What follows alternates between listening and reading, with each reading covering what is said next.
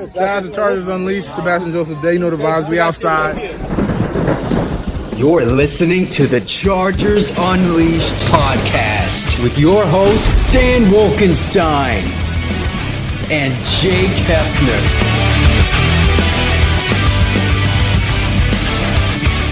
Welcome to another edition of Chargers Unleashed. Jake Hefner and Dan Wolkenstein here with you from the LAFB Network. Today's show, of course, being brought to you by BetOnline, Charger Bull Family, Rock Solid Sports Memorabilia, Liquid Death.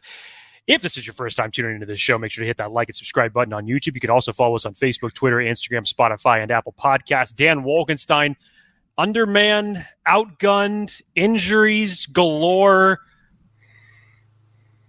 Turned out it wasn't that much of a deal because at the end of the day, none of that mattered when it came to the win and the loss column. Chargers, close, narrow victory for the third time this year that they have had to rely on not their first, not their second, but their third option at kicker to secure a victory for them for the game. Dicker the kicker, Cameron Dicker comes through in the clutch. Game-winning field goal. Chargers win over the Atlanta Falcons 20-17 in a back-and-forth tale of different quarters between 1, 2, 3, and 4. They were pretty much just all different games, in my opinion. If you were watching this, it really just felt like a different football game through all 4 quarters that you were watching throughout this. Definitely some good things to talk about today. Some still things that need to unfortunately get fixed. And, you know, let's not kid ourselves. They may never get fixed before this season's over, but it's progress. As Dan says, a win is a win is a win is a win is a win. And it doesn't matter because winning in the NFL is hard. Sometimes winning in the NFL is ugly. And in this case, Chargers are now sit at 5-3. And as Dan said, we'll take it. We will take it, Jake. This is a great day. Victory Monday. Shout out to all the briskets being smoked, especially by probably Justin Herbert today.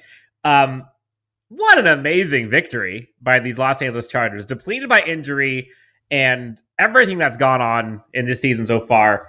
5-3, beat the 4-4 Atlanta Falcons. Next up is the San Francisco 49ers on prime time. But a ton to go over in this one. Obviously, you got the Chargers Unleashed hotline brought to you by BetOnline. Again, 323-374-5651. Leave us a voicemail with your takes before, during, or after a game. We'll go ahead and get them on the next show. You can also text Unleashed to 31032 to get your info into us. Jake, before we get into all of the excitement, because I got a lot of feelings to share and get off my chest here, mainly about, is Brandon Staley actually coaching better than people are giving him credit for? Is Justin Herbert back? What's the defense like? Should we be concerned? Should we be optimistic? All this stuff to come into play, as well as one and only Josh Palmer breakout show. Jake, over under number of kickers the Chargers are going to start this year. We've already had 3. I'm going to put the line at 3.5. I mean, hopefully it doesn't exceed Dicker the kicker. If it does, we're just some really bad injury luck. I mean, if we weren't already in it before, you're going to tell me that it's going to go over 3.5 kickers on the season and still have this type of production? You can only bend that branch so far before it ultimately breaks. The Chargers have been fortunate with the kicking situation that has not come back to bite them in the ass this season. So, Dustin Hopkins, get well soon. Please come back. Not to say that the other 2 gentlemen have not been great in the interim, but still, you'd feel good. I mean, remember, we are talking about a guy who was ready to go to a Carrie Underwood concert until he got the call to say, "Nah, you know what? The backup to our starter is injured. We need you to be the backup to our backup. So please come and secure us a victory." Winner, Chargers kicker. That's all that matters. Gotta love it. Jake, talk to us about our friends over at BetOnline. Well, as everybody should know by now, Bet Online is a spot that you will always find the latest odds and team matchup information, players, news, and game trends all over at Bet Online right now. And as your continued source for all sports wagering information, Bet Online features live betting, free contests, and giveaways all season long. Always the fastest and easiest way to bet on all of your favorite sports and events, whether that's NFL, NBA, NHL, MMA, tennis, boxing, or even golf. Head on over to betonline.ag and join and receive your 50% welcome bonus with your first deposit. And make sure to use the promo code BELIEVE, that's BLEAV, to receive your rewards.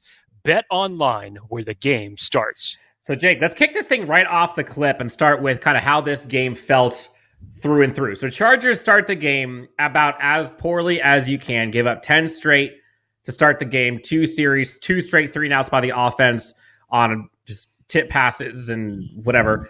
Defense give up another 40-plus yard run play. Chargers go down 10-0 before you can even blink. First quarter's over. Chargers give up the ball again. And before you know it, we're down 10-0. Chargers offense needs to do something. And the Chargers go right down the field, respond, get it to 10-7. Chargers defense holds the Atlanta Falcons to, I believe, -5 yards passing in the entire second quarter. And Chargers end up going into the half up 14-10 after Justin Herbert shines, Austin Ekeler shines, Josh Palmer is looking good. We saw some negatives, which we'll talk about. But Jake, the first half, you mentioned it off the top, like tale of 2 quarters. Like you could not have had more polarizing play from both teams in quarter 1 versus quarter 2 than you did with these Chargers and Falcons. Like they look like entirely different teams depending on what quarter you decided to watch. It was so weird. I just did not understand it. And let's keep this in mind. The 4th straight game that the Chargers have given up double-digit deficits to start the game. Another negative stat, Dan, that I had not even realized until it was brought up. The Chargers have only scored 1 touchdown in the first quarter all season. And I think the last 4 games, they've been outscored like 51-3 in the first quarter. I mean, if the injury adversity is not bad enough that they have to overcome, this is the 4th straight week that you have put yourself in a double-digit hole. And thankfully for them, they are 3-1 in those games.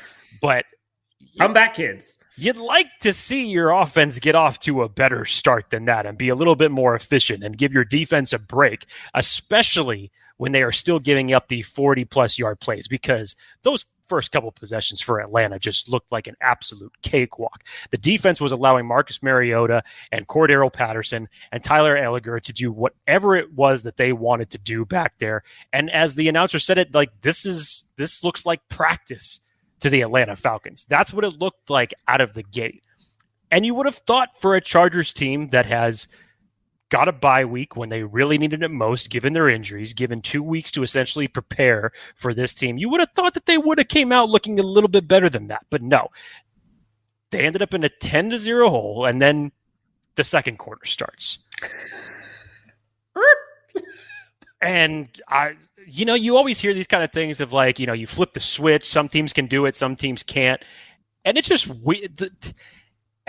It's like the Chargers don't fully flip the switch all the way up. They've always There's been two switches. There's like 2 switches. There's one on offense, one on defense. Yeah, they've been like the team where the switch always sits in the middle, and at any point in time, it's either going to go down, up, or down. Let's say there are 3 switches. Yeah, offense, defense, special teams. Never are all 3 up. No. The term complementary football is a term that is rarely used when you're talking about the Los Angeles Chargers, unfortunately. But second quarter, this offense starts moving with a lot more efficiency. The run pass option, the bootleg that Joe Lombardi was calling in this throughout this game, the repeat plays that he was doing, the bootleg passes that went off to Austin Ekeler for short yardage gains, was ultimately become big gains, ultimately putting points on the board. I liked the efficiency, and holy crap, would you believe it, Dan? You do something consistently and it works, and you still keep doing it. It's an amazing concept. An unbelievable concept that I wish that more coaches around the league would take part. Oh, wait a second, they do. We're just still playing catch up. There's the Jake we know. So 14-10 going into halftime. I immediately called Dan just to get his feedback on the first half. Let's just go quarter by quarter. And did we not even call it, Dan? We're like, look, the way that this is literally what happened. First quarter was owned by Atlanta. Second quarter was owned by the Chargers. If math serves us right, the third quarter is not going to be good for the Chargers team. And sure enough, it wasn't. And I'll let Dan continue with the game recap here. So Chargers start the third quarter with already having touchdowns by Austin Ekeler through the air and on the ground. Justin Herbert's already got a touchdown. Then Justin Herbert has a quote-unquote interception, which is off of a Josh Palmer tipped pass, which he should have caught. So Atlanta gets the ball back. And here we are again. The Chargers give up a scoring play to Cordero Patterson, where he just, let's call a spade, absolutely trucks Drew Tranquil, who had a good day, by the way. Drew Tranquil and Derwin James both got home for sacks today. And by the way, or on Sunday, excuse me. And by the way, Jake, do you know the Chargers are number 1 in sacks allowed in the NFL? Fewest sacks allowed in the entire NFL. Fewest sacks, okay. And again, gave up 0 against the Falcons. So say what you will about Lombardi. Mm-hmm. Say what you will about Joe Lombardi and this offense and all the play calls. They're keeping Justin Herbert clean, which you have to like. And Justin Herbert is also keeping himself clean. I'm not taking away from him. Correct. Yeah, we'll talk about it in a little bit, but Justin Herbert's pocket presence was probably the best that we have seen since week 2. And hopefully it should be an early indicator that possibly that rib injury is healing up, getting to that point where it allows him to do more and throw the rock better, as what we saw on Sunday. But Dan, this was another thing I was saying to you at halftime.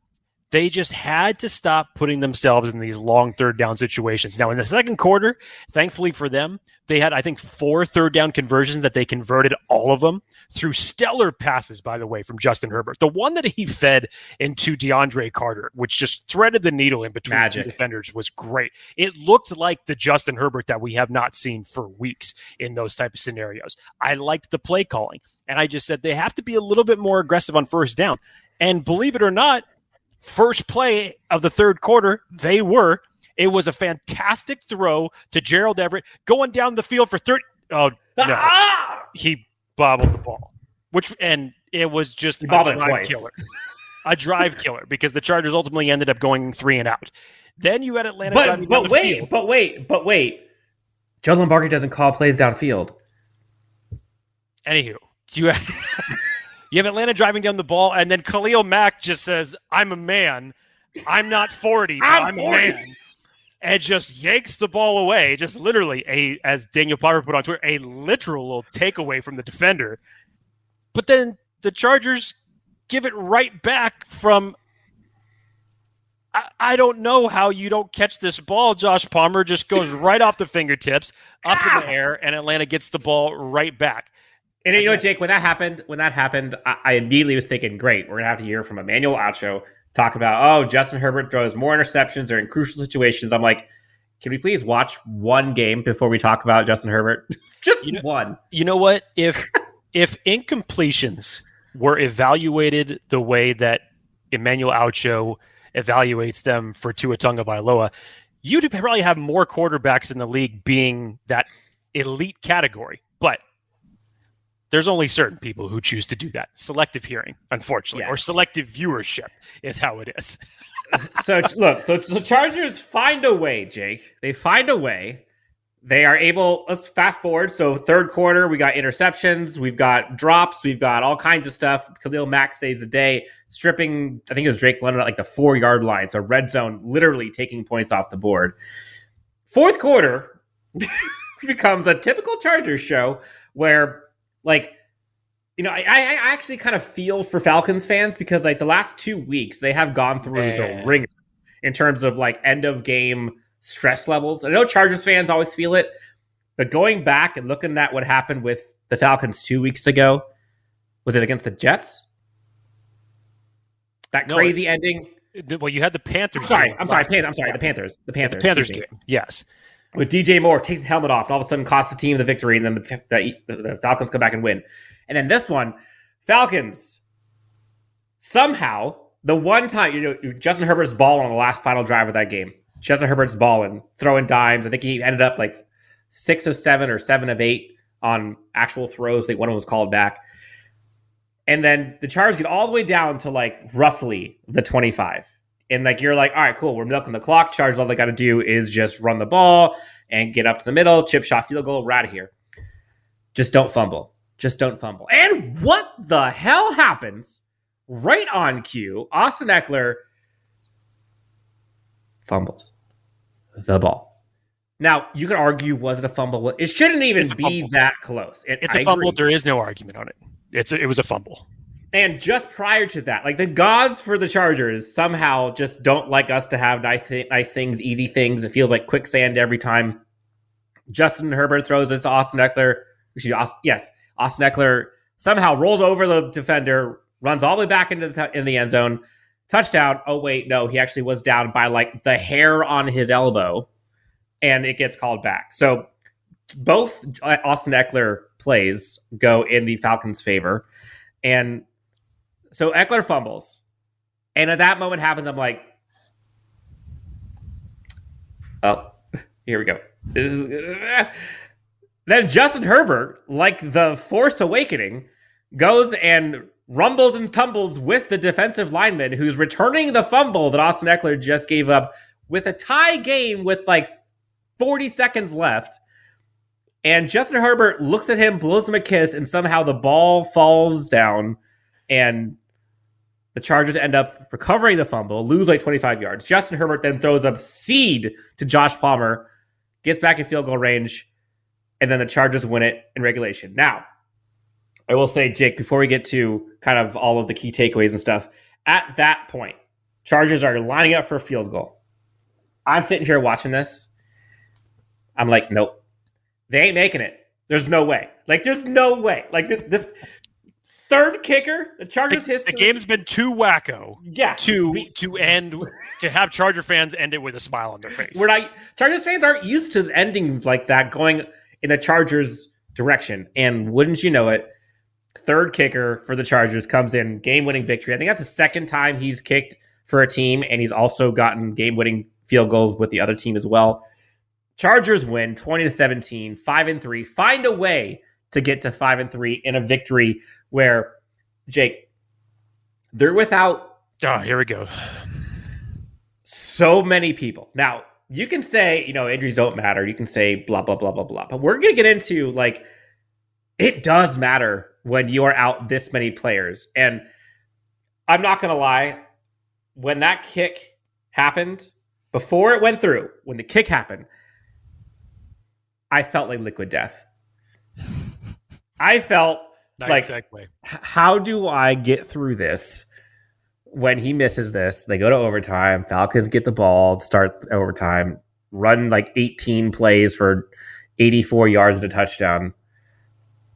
But then it didn't happen. The Chargers got it. Liquid death, Jake. They're murdering thirst across the world. You can find it at the local Ralph's, Roche Brothers, you name it.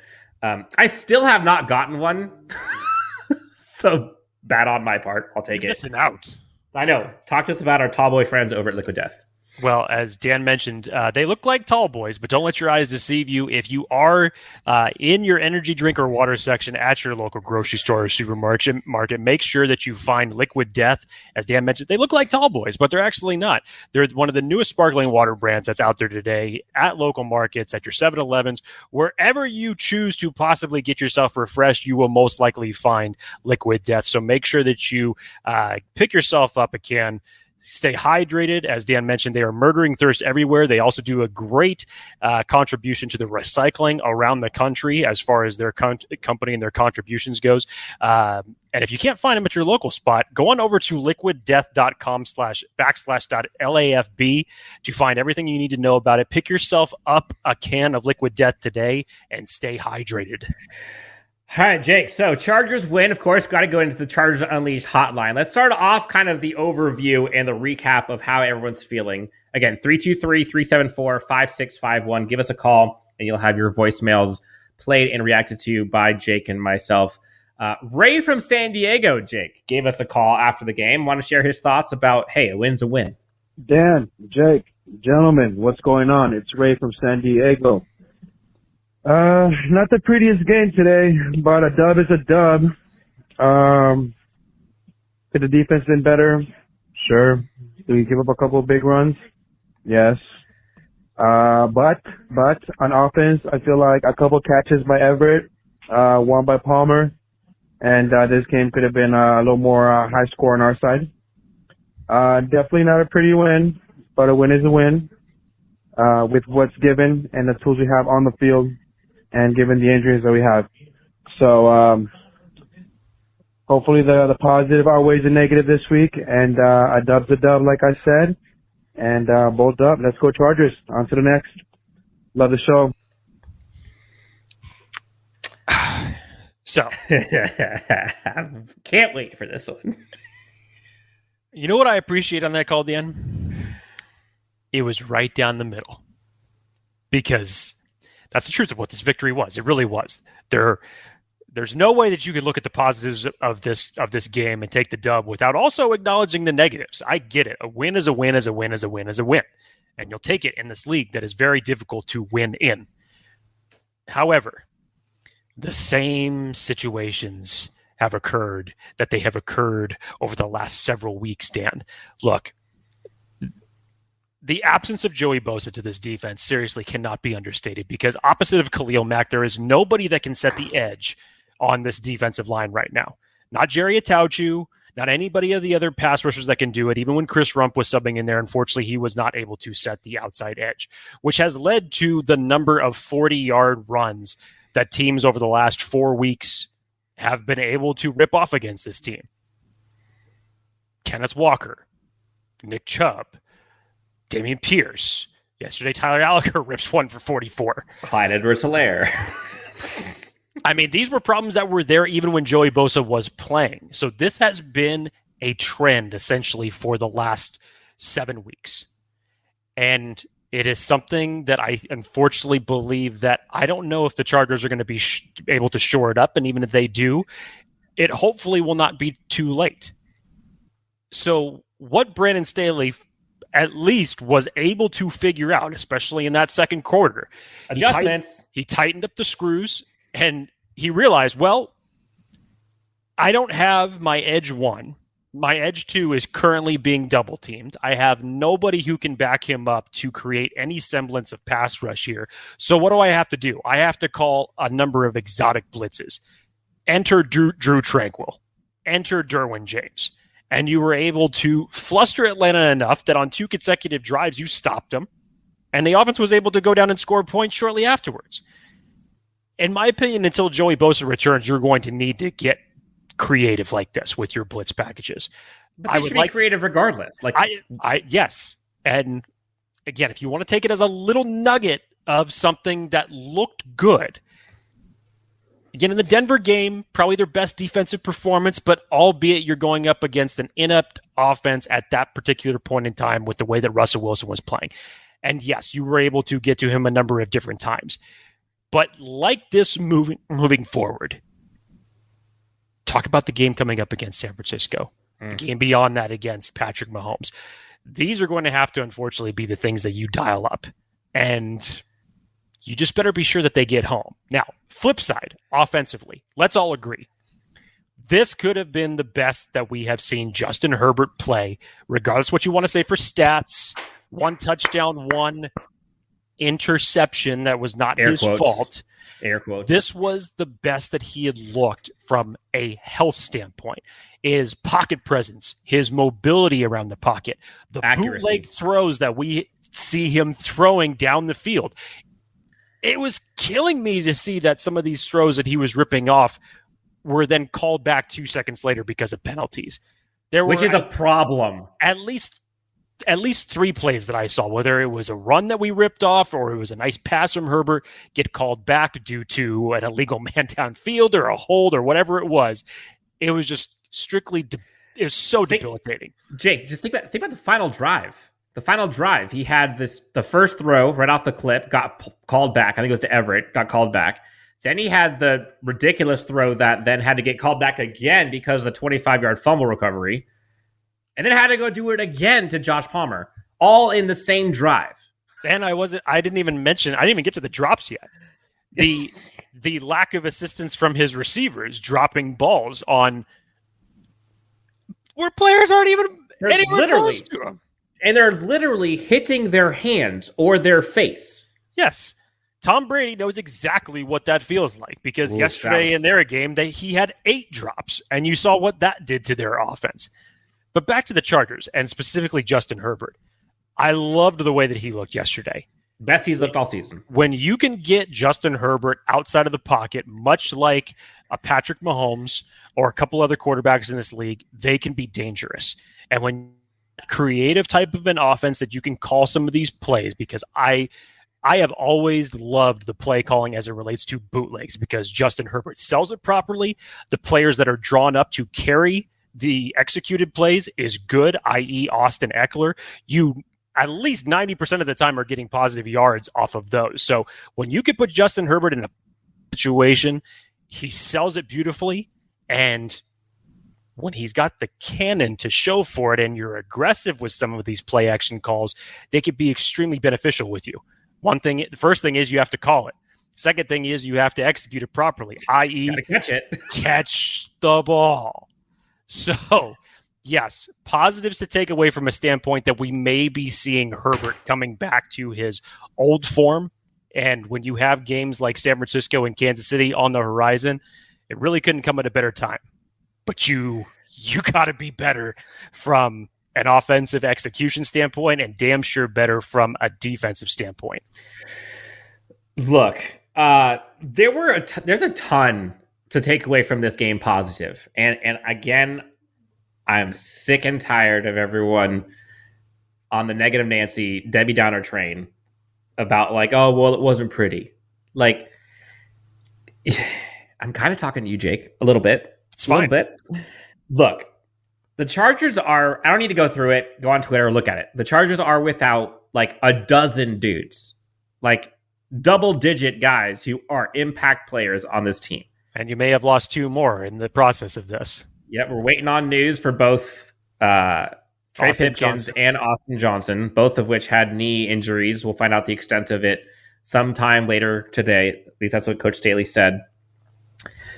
Jake, when you are without, at some point in this game, you're without your right tackle, your left tackle, your wide receiver 1, your wide receiver 2, your running back 2, your tight end 2, and your quarterback has injured ribs.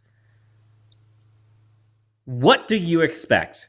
I'm sorry. What do you expect? Now, flip to the other side. When you're without your CB1, your edge 1, your edge 3, your IDL, let's call it 2, 3, you're hoping for what? When you're on your kicker, not 1, not 2, 3. I'm sorry, but these Chargers fans who are expecting the Chargers to blow teams out and to impose their will and to go through this stuff, like, it's unrealistic. Like, you have a banged up Chargers football team who have found a way to be 5-3. Look at some of the teams that are in the other side of that. Look at the Rams.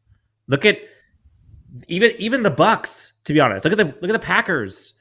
These teams are decimated. Look at the Broncos. And they are not winning. And it seems as if Chargers fans are lumping the Chargers in with that group. They are not. Chargers fans are used to being 3-5 right now, given all that just happened. And they're acting like they are 3-5. Can they be better? Yes. But the Chargers defense actually did pretty darn good yesterday, aside from the first quarter. Can we please get 4 quarters of complete football? I think it was the fourth quarter and the second quarter. The Chargers defense gave up like literally negative yards. Michael Davis, I think, only gave up 18 yards when he looked Marcus good. Mariota was targeting him. He looked good. So look, I think the interesting part of this is, you know, we're so used to hearing people get on the case with pitchforks about the coaching staff and Tom Telesco. But like, we're getting to the point where is Brandon Staley and Joe Lombardi, are they getting enough credit? Like, look, like this past game, Joe Lombardi didn't drop the Gerald Everett catch to start the third quarter right in his hands. Joe Lombardi did not fumble the ball that the Chargers' Austin Ekeler had right before he loses 25 yards from the fumble. Like, he didn't drop the pass from Justin Herbert that turned it into an interception. Like, these are game-changing plays. Now, you could say, sure, could he and, I don't know, Brandon Staley be responsible for some of, like, the missed execution and, like, penalties and stuff, and they're not in the right mindset with, like, the holdings and false starts and illegal shifts and man down? Maybe. But, like, I don't think it's Joe Lombardi's fault or Brandon Staley's fault that Justin Herbert's passes are getting tipped. Like, I don't, like, sure. I mean, obviously, they could be better. But, like, this was arguably the best we've seen Justin Herbert, the healthiest we've seen him since week 1. And it showed. And he's throwing to Michael Bandy, DeAndre Carter, Josh Palmer,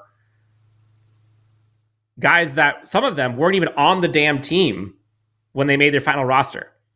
And then here they are, and they're making impact plays. So I think we need to pump the brakes and kind of look at a different perspective of what this coaching staff is doing with the hand they are dealt with right now. You have no Keenan Allen, you have no Mike Williams, and you got Josh Palmer going for over 100. Gerald Everett's balling out. Austin Ekeler's got 2 touchdowns. Other than like a couple fluke plays that should have happened, like the caller said, this game could have been a lot more lopsided to the Chargers if just a couple things happened the way that they were designed.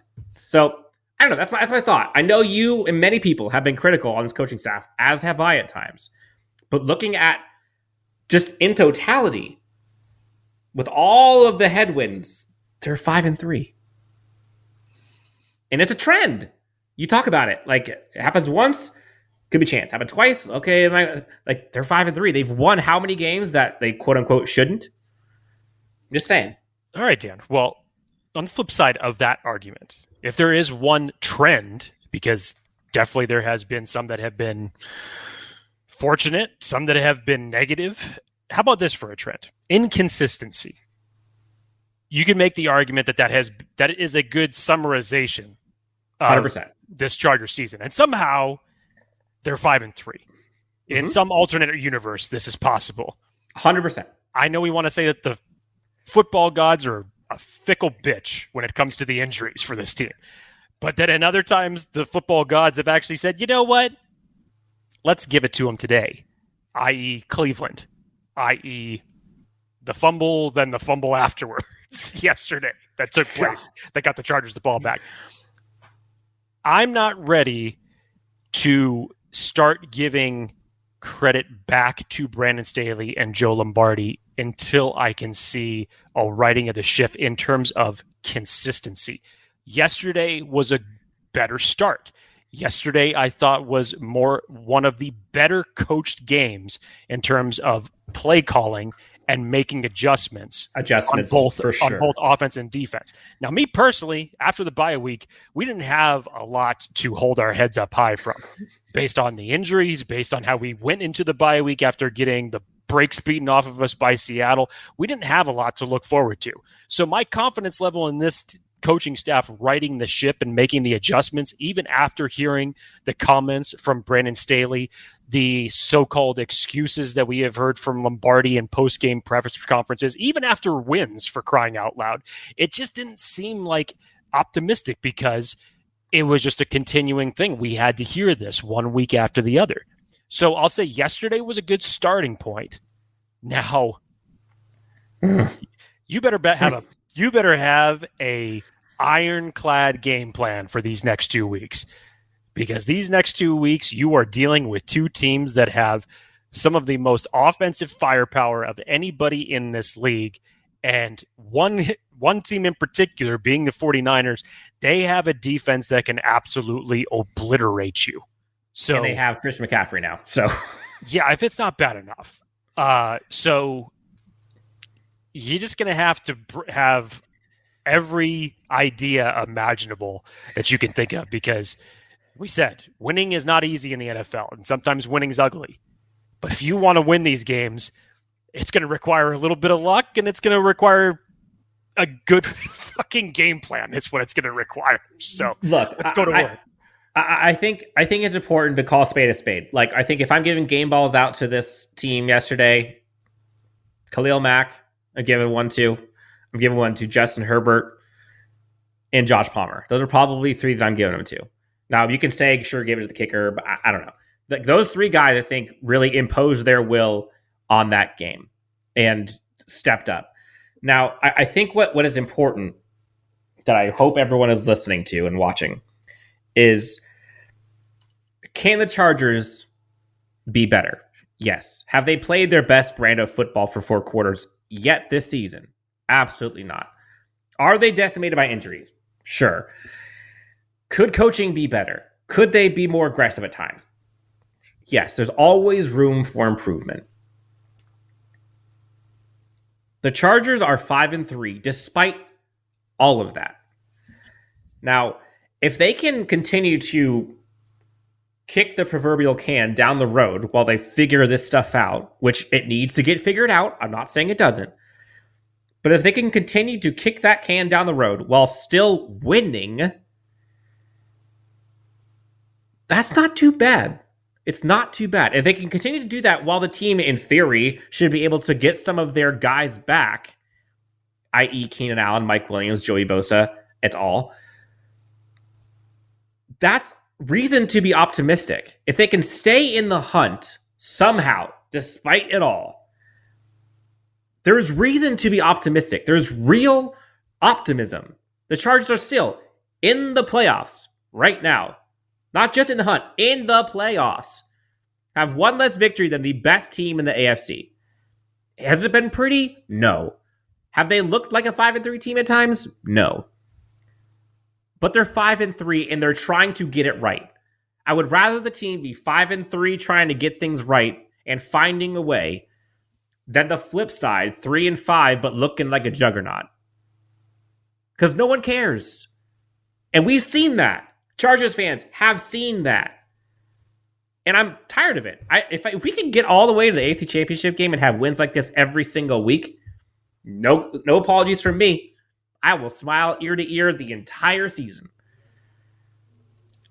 I don't know what coffee or beverage you've been drinking with, Dan, but whatever the hell it is, maybe people need more of it. Maybe they need to be a sponsor on the show. I don't know. This is what Chargers victories do to me.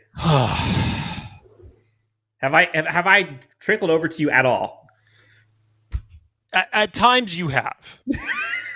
But they're very rare occasions. At times you have. Okay? Look, I'm not saying that the Chargers can't do it. I'm saying that yesterday was a good first step. You're saying they won't. That's what you're saying. Look,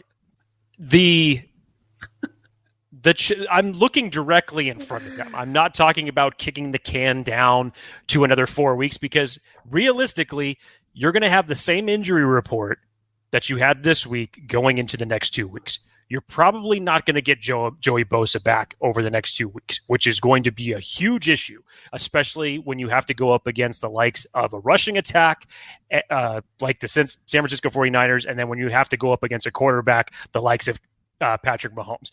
By the way, you still got to go up against the Titans. Correct. So if you're not setting the edge on, I do expect Joey Bosa to ultimately return by the Titans game, hopefully. This would be the first week window that really the clock should be starting for him to return based off of his injury projection when that ultimately went down and when he got surgery. Should you have Keenan Allen back within the next 2 weeks? You'd hope. I don't know if you're going to get him back for San Francisco. I don't even know what to think about that injury anymore. I'm like, the fact they didn't put him on IR like Parham, I guess, is positive. You think to yourself, if he's going to come back at any stretch this year, you'd hope it would be when the Chargers are technically still in the race to have his contribution mean something. So you're going up against one of the better defenses in the league, and you essentially need every weapon that you can. So I'm just saying, this isn't the Atlanta Falcons, where statistically is one of the, worst defenses in the league statistically, down there in the bottom of the barrel. I know the Chargers aren't that much different when it comes to their defense and what they're giving up. But this is one of the tougher defensive tests that they have had all season long. Sure. And again, do I think that the Chargers with what they have shown me thus far throughout this season, that they can come up with a game plan. Look, the toughest, grittiest game that they have been in was in week 2 against the Kansas City Chiefs. And with the exception of one mistake that resulted in a 99-yard pick six, I thought offensively that game plan that they called was good, was efficient. Out of the defense showed up on a number of different ways. Can you do that over the next 2 weeks? Can you bring that type of game calling and ultimately player execution magic? Can you do that? I think what is lost on this, and it's I get it, but what's lost is like the Chargers could now literally, Jake, the Chargers could lose 3 in a row starting this week, and they're still in the hunt and can easily still get in the playoffs, like easily, not just a little, like easily. They'd be 1 game under 500 with like 4 to play. Easily. Now, the Falcons... The AFC is starting to cramp up a little bit. I mean, you look at 3 teams already that you have in the AFC East. Mm-hmm. That's 3 teams alone right there. You have your AFC North, which looks like, for the time being, it's being dominated by the Baltimore Ravens. You still have Cincinnati that's creeping up slightly behind them. Yep. You look at our division, we already have Kansas City ahead of us. And then you look at the Titans. Obviously, it doesn't look like anybody else is going to be coming out of their division. So it's starting to compile. And when you have one division that already technically has 3 teams in playoff contention as it stands right now, that could be the difference between making it or not making it. Statistically, Chargers got 5 wins. I understand. They're in the 7th spot. Okay, Patriots got 5. They're 5-4. Bengals 5-4. After that, Colts 3-5, 3-5 Browns, 3-5 Broncos, 3-6 Jaguars. Those are the guys coming up ahead of you. You're still in the hunt. If you lose 3 in a row now, again, that's because you won this game against Atlanta. So, what I think it just blows my mind that perspective. The Chargers are now 5-3, and people are already writing off the season. And if they lose next week, fire Lombardi, fire Staley. That's been a narrative for the last year and a half. But next week, if they lose and they're 5-4, they are firmly in the hunt. And there are probably 10 teams in the NFL that would do anything to be in the hunt. So I think sometimes Chargers fans act a little entitled. What? Chargers fans? Which is weird. No, my friend. I don't think that we act entitled at all. Here's the difference. No. There are 2 franchises in this league. Yes, you do. You do. Hang on a second. There are 2 franchises in this league that will not be named that definitely act entitled. The Chargers, on the flip side of that, Dan, I don't believe that they act entitled at all. But like other franchises that have gone on to win multiple championships and have long-term success, you get used to that. What is it that the Chargers have experienced for the better part of 20 years? They are used to losing. Disappointments. It's almost like a defense mechanism that you're putting up in front of you to just kind of soften the blow, that when that whole notion of Chargers going to Charger, or, the football guys are just going to, shoot, come down from the heavens and cause some fluke thing that we've never seen before happen and ultimately leads to the Chargers losing a game. That's what the Chargers fans are used to. Sure. Look, but what I'm saying is Chargers fans are used to disappointment, like you said. They're used to losing, like you said. But when the Chargers win, it's not good enough. They want a better win. The Chargers should be better. Dan's not wrong on this, but do you think the Titans right now are like, man, we played really good. I felt really good about that game against the Chiefs. Derrick Henry went around and shook every defensive player's hand yesterday, even in a loss. Yeah. Why? Because they were the only reason that they were in that game yesterday. And fast forward 2 months. Do you think they're going to look back and be like, man, that loss was great? Look, We played great, but the loss was great. the Chargers, if there's one thing that we can agree on Take at a this win. point right Take a Dan, damn win. right now, the Chargers are not world beaters. They have not beaten the brakes off of anybody since last year in the Giants game. That was the last definitive game where you could literally just sit back on a Sunday, put your hands behind your back, crack open a beer, and just enjoy what you were watching. That felt great. You have not been able to experience a weekend like that since then, unfortunately. We thought we could against the Texans, and then nope. Like I said, if I was a betting man, I'd be taking the opposing teams and the points every time. And I'm not saying that just from the standpoint that the Chargers might lose, but this is who the Chargers are. They are always in closely contested games, and whether we as Chargers fans like it or not, that's just the way it is as it stands right now. I'm definitely taking the under on the spreads all the time. Yes.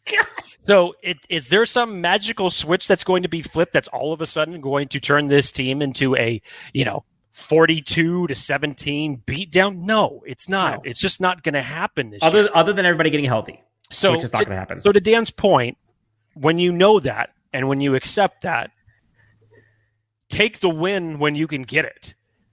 No matter how it is, because even the powerhouses of the NFL, the Chiefs, the Patriots when they had Tom Brady, even Tom Brady in Tampa Bay, even the good teams have had to grit out tough and ugly wins, even against mediocre opponents. For God's sakes, how the Kansas City Chiefs even lost to the Indianapolis Colts this year is still beyond my imagination. I don't understand how that happened.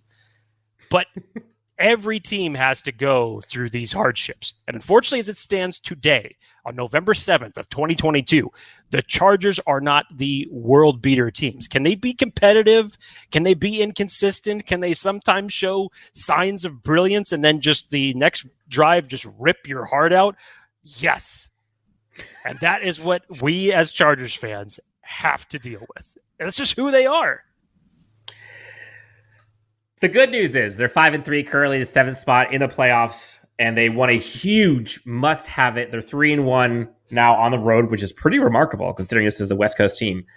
Chargers now go up against the San Francisco 49ers. Prime time under the lights where Justin Herbert usually shines brightest. Jake, this has been a fun one. This is stressful. I'm telling you, like I literally looked over to my father-in-law as the fourth quarter was happening. I was like, what? Why? Like, why do we have to do this? Now, I know most fan bases probably think the same thing, but like, it just seems extra special for Chargers fans to just have to endure heartbreaks, heart attacks, high blood pressure, too much alcohol.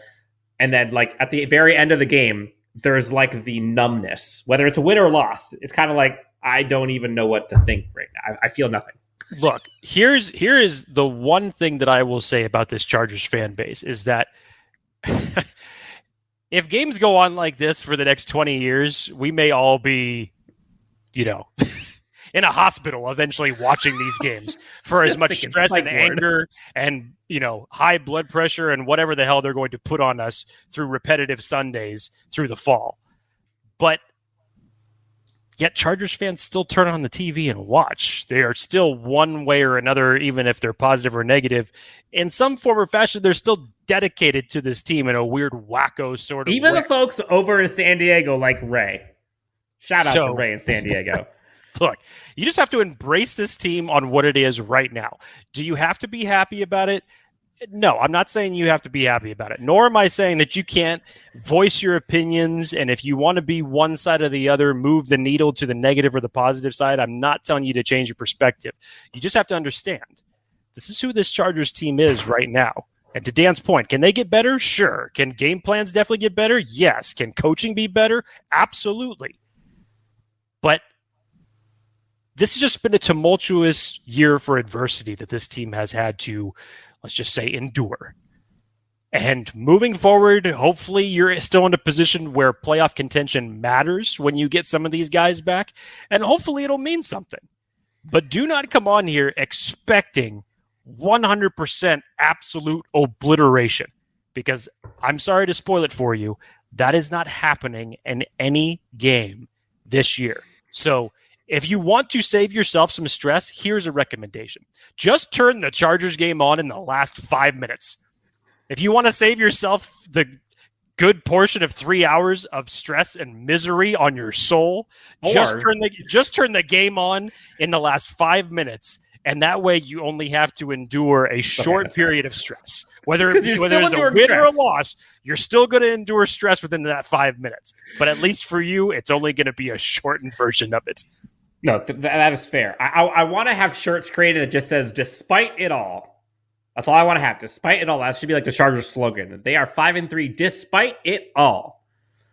They have endured so much. They have been resilient. The coaching has asked for a tough, rugged football team, and that's what 5-3 football teams do. They find a way despite it all. For Jake Hefner, you can find him at Jake T. Hefner, myself at Dan W. Sports. Shout out to all the Chargers fans who are still watching, tuning in, supporting this team through thick and thin, being critical and positive at the same time. It is possible. Thank you guys so much for tuning in, and gals for tuning in. We'll talk to you next time on Chargers Unleashed.